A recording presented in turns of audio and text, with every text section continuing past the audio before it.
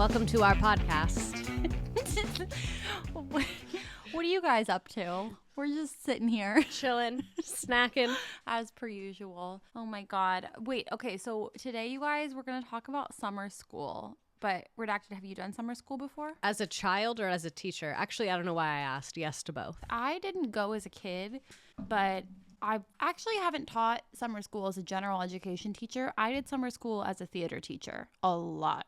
I also found some statistics about summer school because one thing that I think is interesting is like when I was young, for context of my summer school experience as a child, I would always take summer classes in high school and like whatever class, because I realized summer school is a lot easier than the regular thing because they're trying to move on those kids. So for the upcoming year, I would be like, what class do I think is going to be the hardest? And then I would take that in summer school to get an A in it and boost my GPA, and then I could take like an extra art class or like something I actually would not find as miserable. So I kind of like hacked the system, but so I always just assumed summer school was for kids that fail and like credit, but once I started teaching, I realized a lot of schools offer like summer enrichment, even for bigger kids sometimes. I wish that we had that when I was growing up. We did not. I mean, not that I would have done it because I was in the trenches doing stupid theater camps 24/7, but we only had remedial. Yeah. You got to get ahead with classes like that in high school because I only got to do that. I did do summer school when I was a college student. Yeah. So I realized like when you fail a class, they would give you this paper that said like your options for where you can take the class. Like, and it would be sometimes like private schools or online schools, which were kind of like a newer thing. And I realized you don't have to have failed the class to register for that. You can just like contact that school and be like, I want to sign up for this class. So, and my sister is the one that actually kind of like came onto this. Like she did it 1 year and kind of realized how it worked. So then I did it like every year. Pros of being the younger sibling. Highly recommend. Would choose this every time. She kind of put me onto it and I did it 3 different times. And I would just have to go to my counselor and be like, hey, I'm going to take this class in this summer program. And they would always be like, no, don't do it. Take it here. And I was like, no. But once I would get my mom to call, they would usually fuck off and let me do what I wanted. Like my school had to sign a form and I gave that form to the private school to have like verification or something. Like that's how the credit went over. So if you look at my high school transcript, it looks weird because some of the classes only have a letter grade and there's no teacher, no room number, no school name. It just says like physics A and there's no like number or anything. It looks very odd. That's really cool. So at one point I took a math class and I think it was because I was trying to like get ahead in college credits, or maybe I was trying to replace a bad grade. Actually, I have no memory of why I did this, but I did try to do an online math class at the local community college and I completely failed it. Instead of withdrawing, I just failed it. And I never reported that to anybody. And it never showed up on any college applications or anything. But it's somewhere attached to my social security number. I just don't know where it is. I kind of did the same thing in high school. When I was doing the online classes, I started at the public school system I was in had a virtual option. And it was like run by the county, but you had to pay for it. I don't know like how that worked. But I was in physics there.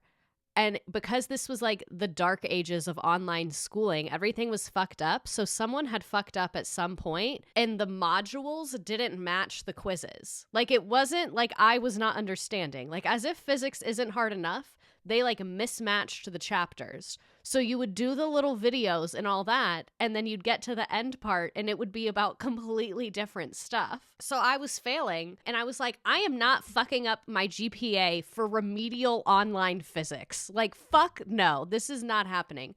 So I like emailed the school people. I feel like this is why I'm kind of self-sufficient. I was doing all this administrative work on my own at 15. My parents would sign anything, but like I was the one emailing the school being like, I need to be taken out of this class.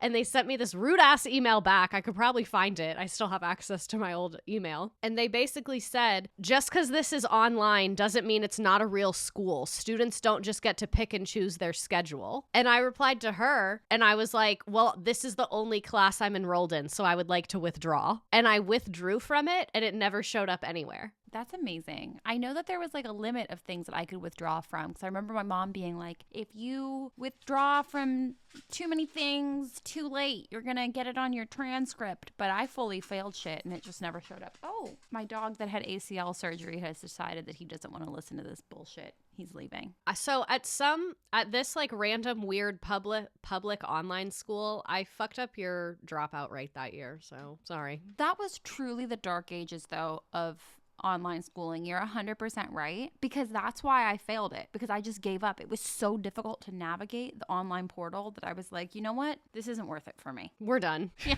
And like there was no Zoom, there was no nothing. There were just links and questions. And the links, it would be like a blue background with black text that you could like barely read. Like sometimes there would be videos, just sometimes though. I found some internet statistics about summer school. An estimated 3.3 million students went to summer school in 2019, but 3.4 million went in 2020.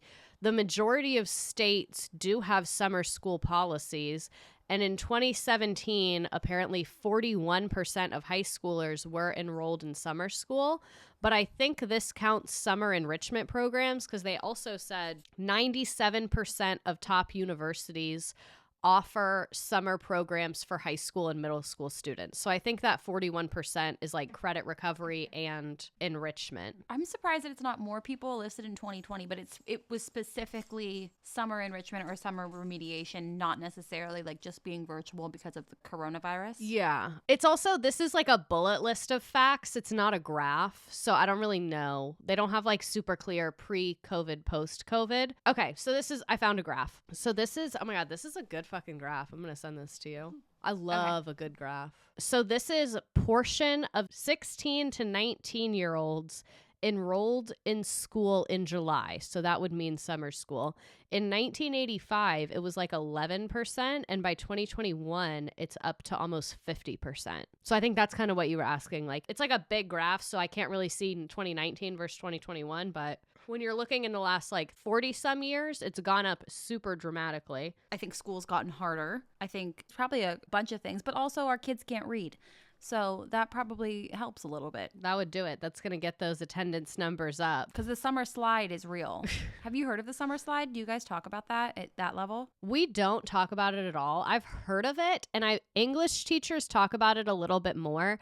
I don't really think I experienced that because it's U.S. history. So like no matter what happened in world history, we're kind of all starting at the same place. Like it doesn't build as much as like reading, writing, math does. I don't know if this is still something that we're talking about a whole hell of a lot because, times they are changing. But if you don't know the summer slide, it's the learning loss over the summer that happens because kids don't go to school, obviously, or engage in educational activities often during the summer months. So it's like your mom would buy you those freaking workbooks from Walmart and make you fill them out at the pool. Like that was like fighting the summer slide. Like that's kind of an example. If we all band together, we can beat the slide.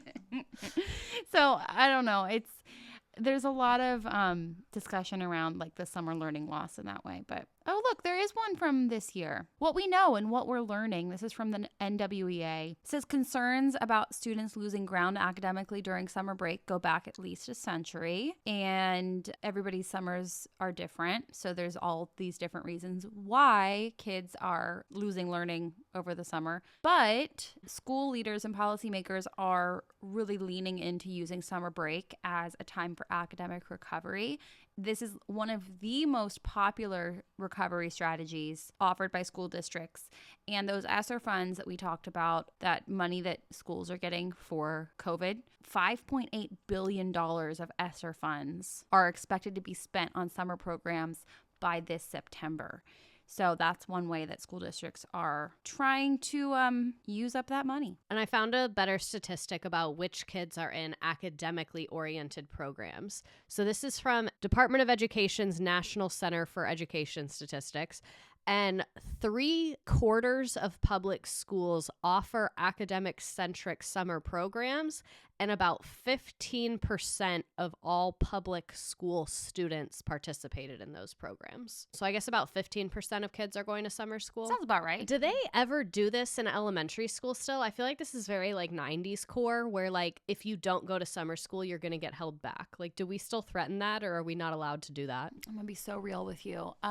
We don't really threaten retention very often anymore because everybody's scared shitless to retain kids. Yeah. Even when it's quite literally the best option for a child in every way. That's what I thought. I found out that you can have parents on board, you can be on board, you can have an entire team of educators on board, and it can still get rejected and the kid can still get pushed to the rest of the grades without any help. So, no. Perfect. Kids do go to summer school for the same reasons that big kids go to summer school. You know, there's some kids that are going because they want to catch up academically.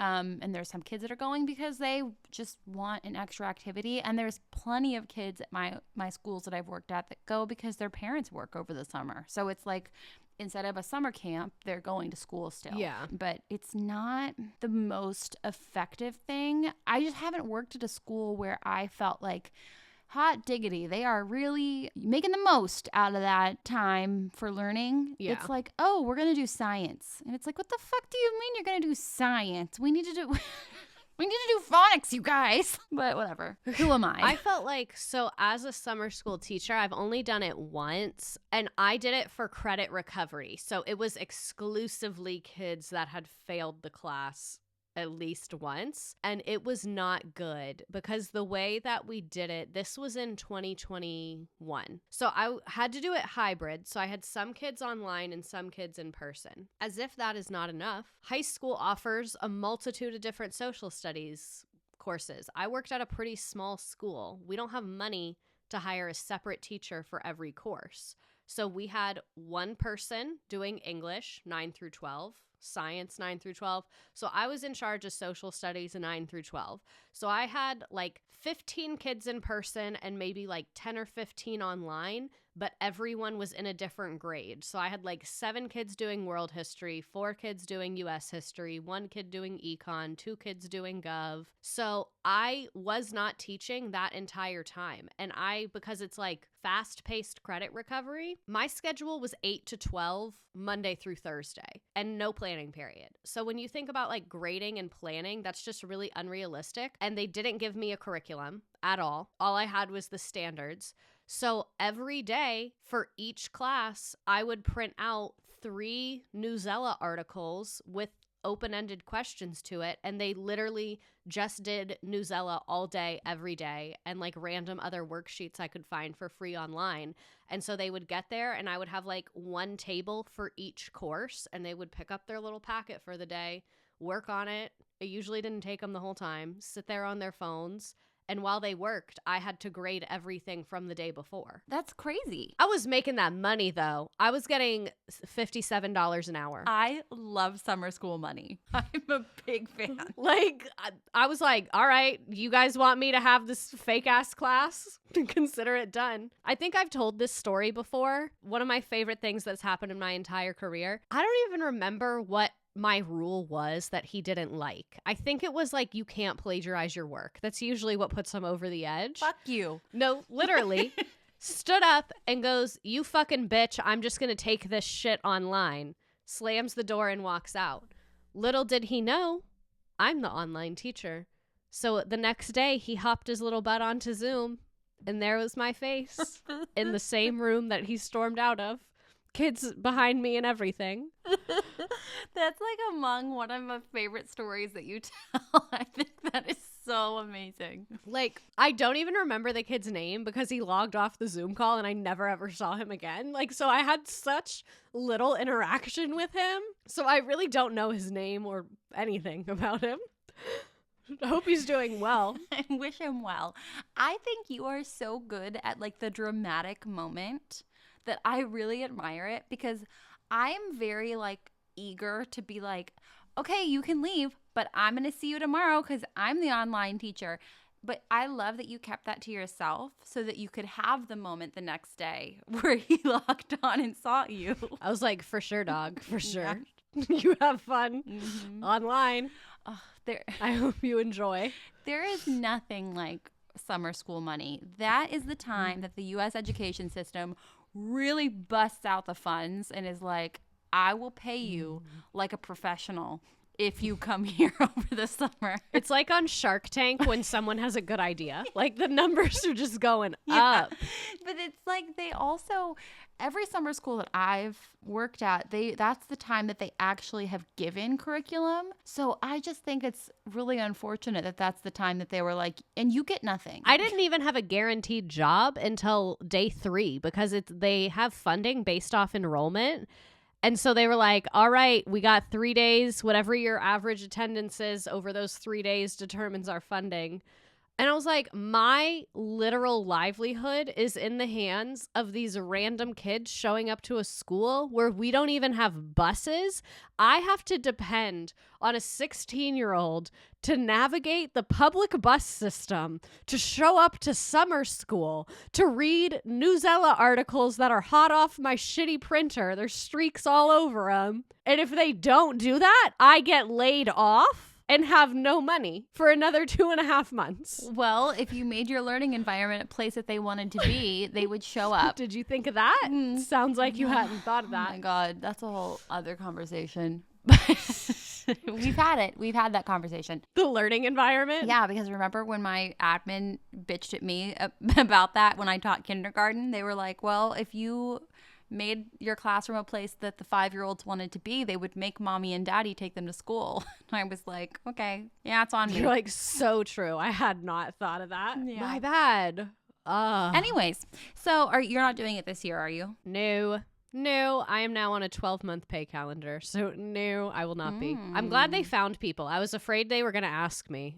But apparently it's like a hot ticket. People want that money, so. But I do feel like more of my friends that 5 years ago, we were all gung-ho to do summer school. Less and less of my friends are doing it because they're like, I'm tired. That's a young teacher's job. And we are over 30 now. I need to lay down. Yeah. So Yeah. I mean, God, there is nothing like the level of tired you are at the beginning of the school year and the end of the school year. And the thought of like not getting to sleep and rest up for the beginning of the school year.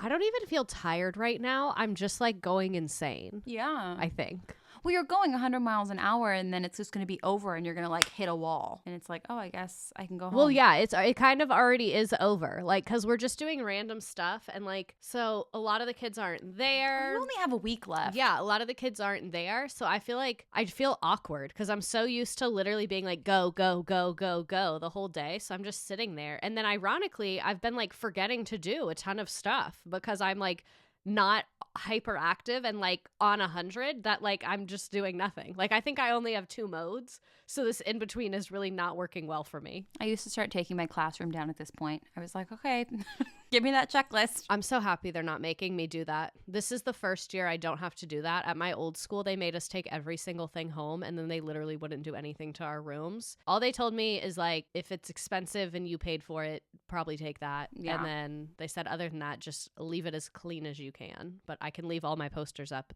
And I said, I was like, oh, I'll take down the bulletin boards. And my department head goes, why? And I was like, so true. When I moved out of my last school, I literally didn't take anything down and they kept it up the next year and made my classroom like a playroom, like an imaginary play center. They didn't put a new teacher in it. That's hilarious. The art teacher was like, this is great. You just were the imaginary play center. Yeah. Life hack. My students would DM me on TikTok and be like, Miss, I'm in your room right now. And I'm like, I'm okay. And it's like all your stuff on the wall. Everything was exactly as it was, but there was just different stuff in there. Anyways. What are your thoughts on it? Like, this is what I'm wondering. Like, does it really make a difference? Like, are we wasting our time? I kind of feel like we are, personally. But I feel like it could make a difference if we did it better. But it kind of sounds like everyone's just bullshitting in there. I mean, I think as with anything else, it would depend on how it's implemented. If the school's going to do it just for the sense of doing it, it's not going to have any benefit at all. This article from NWEA has a graph, and it's says, on average, test scores flatten or drop over the summer, with larger drops typically in math than reading, which makes sense, I think, because the way that we learn math, I don't remember math, but I generally don't forget how to read. That sounds about right. It shows that learning slows down but does not drop off over the summers after kindergarten and first grade. Maybe we talked so freaking much about the summer slide because that's where I kind of was stationed. But it says that research using interim and diagnostic assessments like MAP and iReady and STAR has found larger summer drops across a range of grade levels. However, given these sizable differences in the magnitude of these test score drops across different tests, it just remains uncertain whether a summer slide should even be considered. Like, it depends on where you're looking if this is a trivial issue or a serious issue. And that's, I mean, it's not like a great reason to do something across the board, you know? But have we always been known to do great things? Not really. No, not at all. Most would say whatever is great, we tend to avoid that usually. I would say that wherever the money is, right? So if MAP is going to give schools the most money, they're probably going to make the most compelling argument that their data is correct, and then we'll just do whatever they say because, and not to say that that's what happens. I'm just saying typically. Yeah, that's what happens. Whoever has the most funding is. Not to say that's what always happens, but. Superintendents are suckers, man. They love a good sell. No offense to superintendents, but you guys really are pretty gullible. Full offense to superintendents. Whoever has the best pitch. Full hard offense. You know, you can just sell a superintendent the dream. Sell them the dream, and they're like, hell yeah, we're going to put this mandatory all of the schools I'm in charge of. Let's go. Superintendents, they all have like a Michael Scott energy about them. Like, even if you don't see the Michael Scott energy, it's in there. Mm-hmm. And that's how they make choices, is like if someone at a conference gave them like a really cool fidget, that's what you're going to unfortunately be doing every single day for the next 2 to 4 years with your students. Yeah, exactly.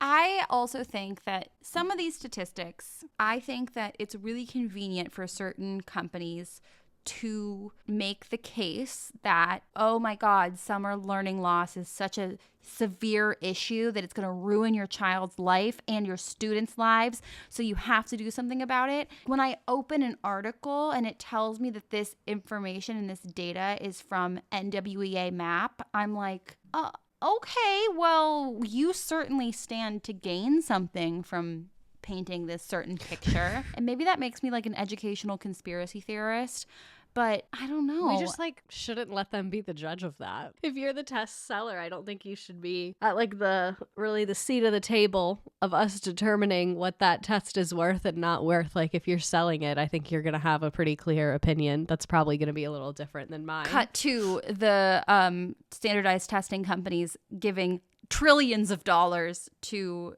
politicians. Kerchow! I love it here.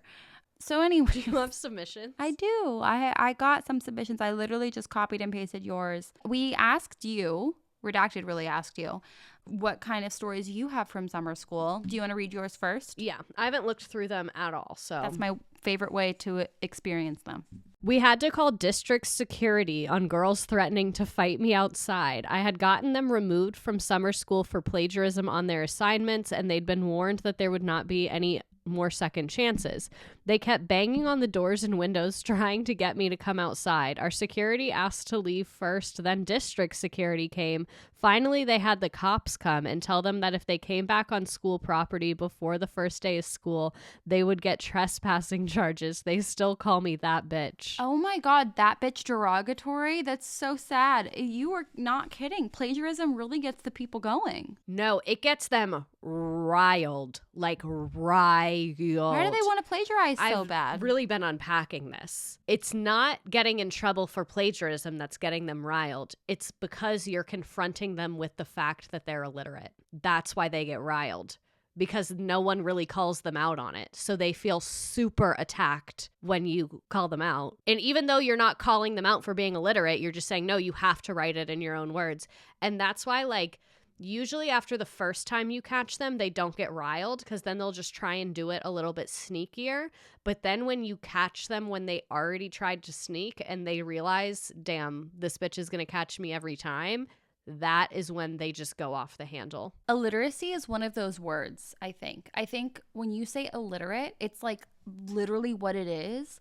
But it's one of those words like bullying that if you call a parent in and you say your child is being a bully, to actually use that big word, that is not the first time you've brought it up and you have beaten around the bush like 800 times. And people are like, well, don't beat around the bush. You don't want to say that word lightly. And that's literally what it is with our education system too. It's like we should be screaming and freaking the fuck out because they are quite literally illiterate. Like that is the correct word. And I would never say that to the kid to their face. If they asked, I would. But to other adults, I think we need to start using these words. This student is illiterate. I'm tired of he's behind. He has a learning gap. Mm-hmm. He's in 12th grade and cannot write a complete sentence. That qualifies as illiterate on every single measure. And I don't even know what I'm talking about, but I know it does. So that's why they freak out. It's them realizing they don't know how to read and write. And that's why they have a mental breakdown and get super defensive. So then they just shove it back on you. And you become like a cartoon villain. Of course, everything falls back on the teachers. I can see that a lot in summer school. That's part of why I don't want to do summer school. I would do summer school for like accelerated course credit, but I don't like doing it for credit recovery because it's just dealing with so many of those issues where like the kids just need support that I'm not in a position to give.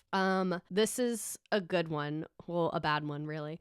We were promised a huge bonus if we signed up to work both rotations, but weren't told until the first week that if we missed any time or took any days off, the bonus would be voided. Whoa. I've had a lot of bonuses like that.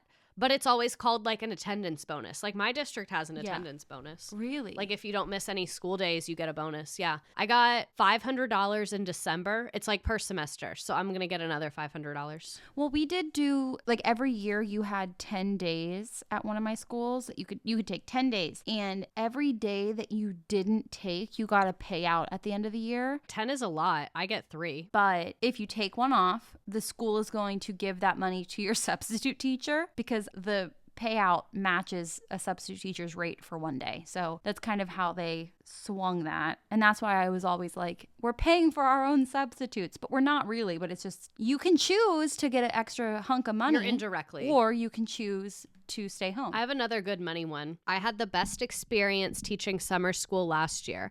Taught 1 hour-long class a day with one of my teacher buddies and got paid for a full day's worth of work. We literally had 14 kids between the two of us. I felt like I was scamming the system because it was such a good job. I made an entire extra paycheck for teaching 15 hours total, as you should. Yeah, seriously. Love that for you. I love money. It's the world's greatest motivator. 10 out of 10 on getting paid. Seriously. I love my district/state have been really into that recently. I'm like, keep it coming. Keep it coming. Here's another one. One time during summer school 2 years ago, we were stationed at local elementary schools, but we were teaching middle school students. I had a 7th grade girl light up a literal blunt in the girls' bathroom in front of me, put it out, then blow the smoke in my face.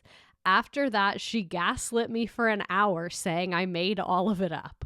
Then, the same day, I caught a 7th grader with a bottle of vodka, and then 3 8th grade boys prank called 911 from the school's phone. The school's phone. When the officers showed up, the kids ran out of the building because they were on probation. Oh. There is not a frontal lobe in sight. Like, this is one day. One day. Wait, I have to know what you drank that night. Like, I have to know. I forget that kids are still doing blunts. I thought we were all moving over to the vapes now. Like, what year is Oh, this no. happening? No. Like, the kids are getting blunt-tastic at this middle school. Not the middle school.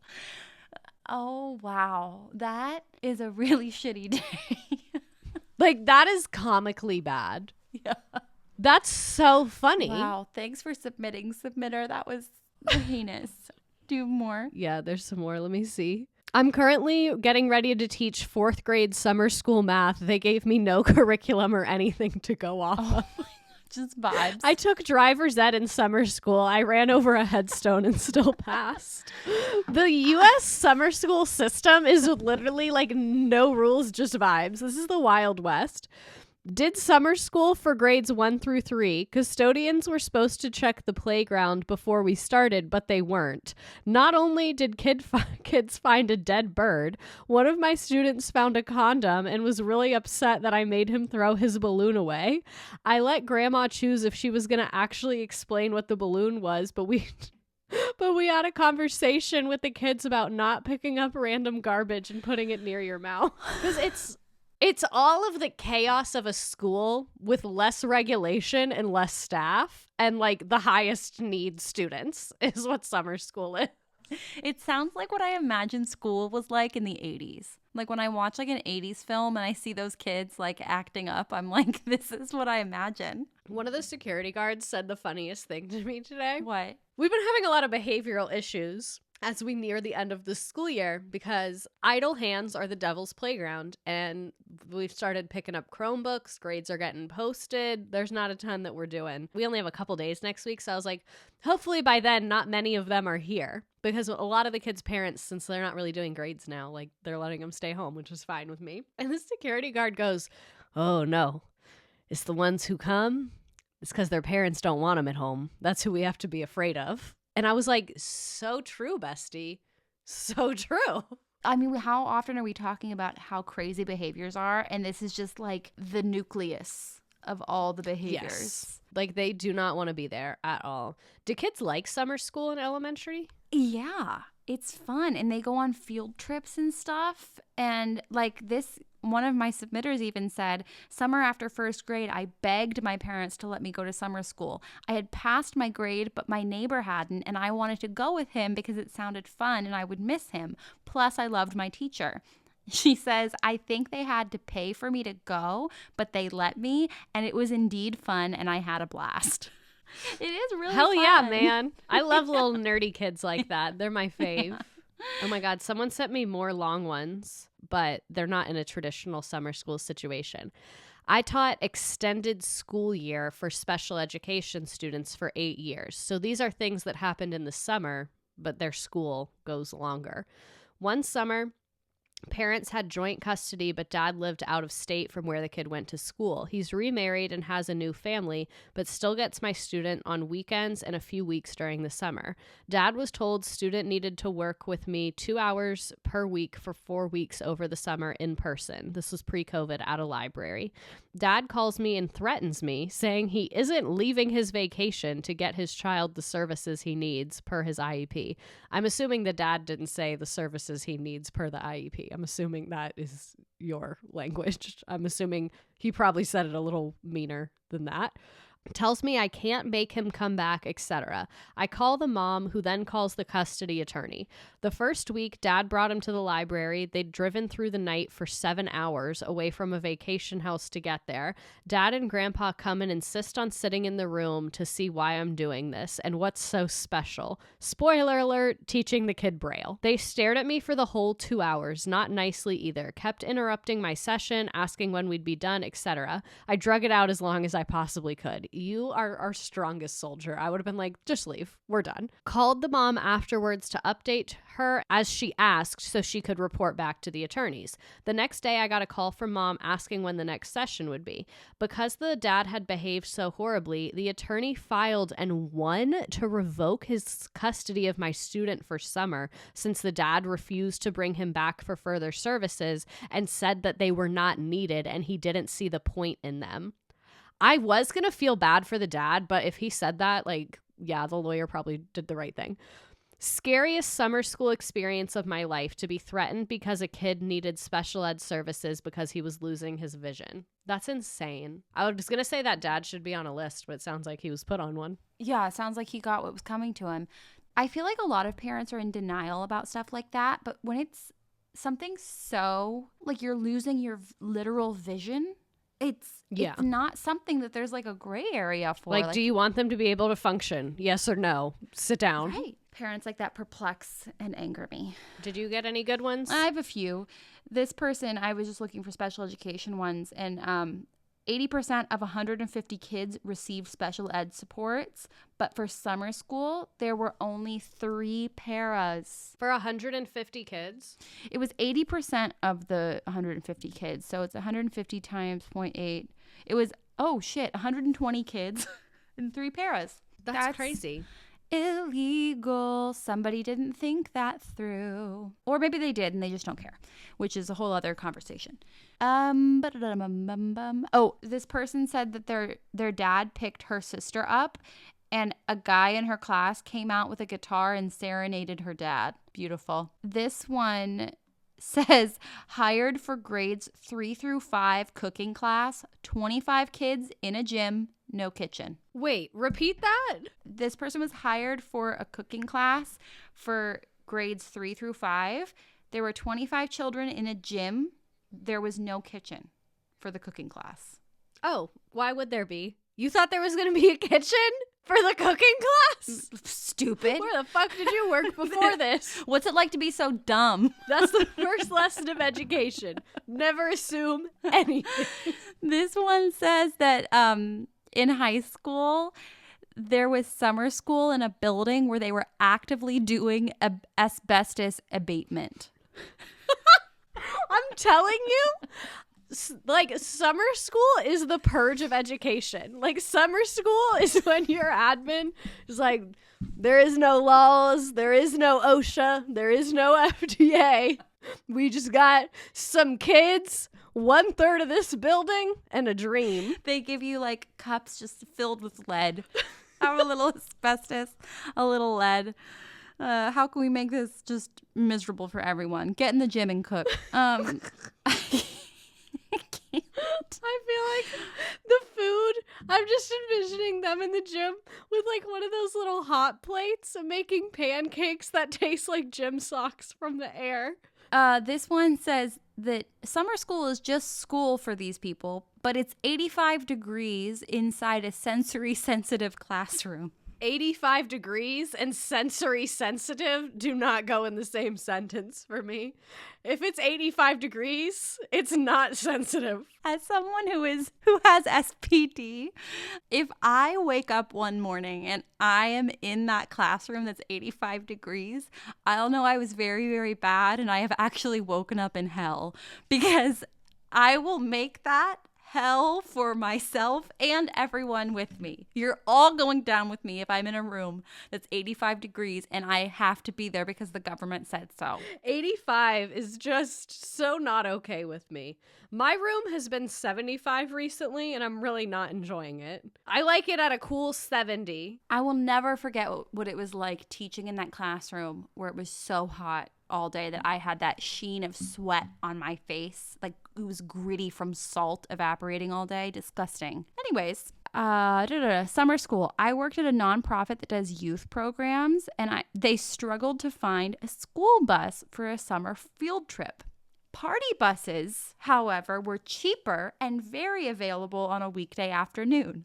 It had LED lights and stripper poles, and the kids loved it, and we took it to the lake. She says in parentheses, I don't think they knew what the poles were for. You know what I'm hearing? I'm hearing a teacher that got shit done and made a memory. I don't think you have anything to be ashamed of. Those kids probably are going to talk about that into adulthood. Probably 20 years later, a kid is going to be at a party and people are going to be talking about their favorite childhood memories. They're going to be like, one time our teachers took us on this bus. It was like a party. There were lights and music and we were running around playing on poles like a jungle gym. And then we got to spend the whole day at the lake. And they're going to realize those were stripper poles. Someone's going to be telling the story and realize it 20 years later. The best childhood memories are the ones when you slowly realize that something has been amiss. Was awry. I still think you made the right choice, though. Like, you could have said, no, I guess we're not going to go to the lake. But you chose to get it done under budget. All right, Scrappy, I see you. And I appreciate you. Another Delulu parent. Listen to this. My district has summer school for 5 weeks, and my school is Monday, Tuesday, Wednesday, Thursday, 7:30 to 10:30. I had a parent ask if they could drop their kid off at 10 a.m. only on Thursday.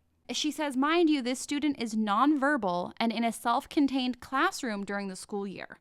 So 30 minutes of summer school, 1 day a week, when it's only 5 weeks, is not going to help him retain skills. That's me when anyone asks me what my availability is for a meeting. I'm like, I'm free Thursday from 10:30 to 10:45. Take it or leave it.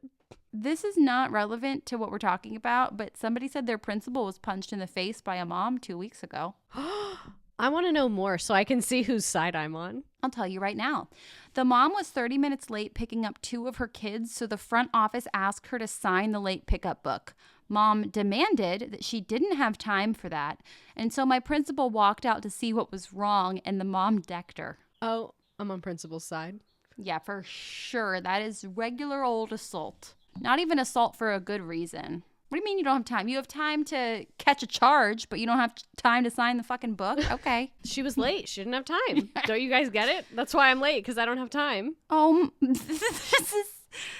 Somebody said, one time we kept not getting paid for summer school, and our admin sent out a group text and asked everybody to thumbs up the message if they got paid and thumbs down if they didn't.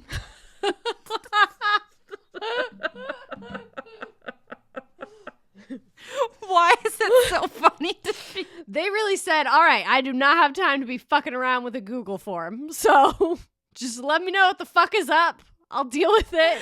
I can't. Thumbs up or thumbs down is crazy. Every submission, it's just more and more evident that summer school is not regulated at all. Like, it's just vibes. There's one administrator in the building. There's active construction projects. Oh my God. I remember at my old school, I literally walked into the office during summer school, and the office used to be like a cream color, like a normal wall color. And I walk in and they were painting it the brightest highlighter orange I've seen in my entire life. And when I say the office, I'm saying our front office that had all 4 administrators' offices, the counseling office, the testing office. This was a big ass place. Like, it's not one little office. It is a large room with many offices attached to it.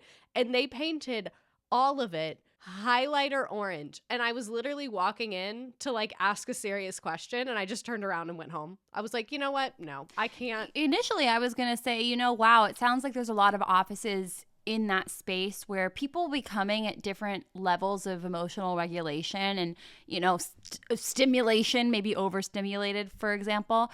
But to hear that you just turned around and left, it's like, maybe this was by design. They were like, we want to deter anyone that's having a big feeling. I had never even thought of that. You see the highlighter yellow from like 50 yards away, and you're like, you know what? I'm going to go to my car. I was like, I can't, no. And I remember the guy painting it just turned around and looked at me. And I was like, like you're the camera from The Office. He's looking at you. No, literally. No, but he looked at me like, hey. Like, just like, and I was like, great. Perfect. I have to leave immediately. I wonder if somebody like went to Lowe's and was like, hey, I just need like some orange paint. And they were like, okay, here you go. And then they just left. I think it might be exactly what Nary happened. A patch test was done. They just were like, this is orange. I think you're being ambitious when you're saying it was from Lowe's, because that paint started peeling off in large chunks within months of application. I don't think that was wall paint. I think that was acrylic craft paint. I'm going to be honest. And it was like the tempura paint. It wasn't even, it was like what they put in preschool, those little cups. No, literally. It was, when I say it was coming off in large chunks, you might be thinking a quarter is a large chunk. No, I'm talking like an iPad-sized chunk of paint just falling off the wall at any given moment. For summer school next year, they were like, this is the perfect room. This is... Let's move the cooking class in here, guys. So this episode, we learned that summer school is the Wild West, and it appears that not much is going on there. Very unregulated. So if your child gets sent there, I don't even know what to tell you. Like, good luck, I guess. Good luck. You don't know what you're going to get. Yeah, like it could really be anything. Luck of the draw. Whatever you want, I think. Like, it could be great. It could be terrible. It might be at your house. You might be a para. I don't know. You are the para. You have been promoted. You are one of my elite employees. Here we go. Goodbye, everyone. We love you.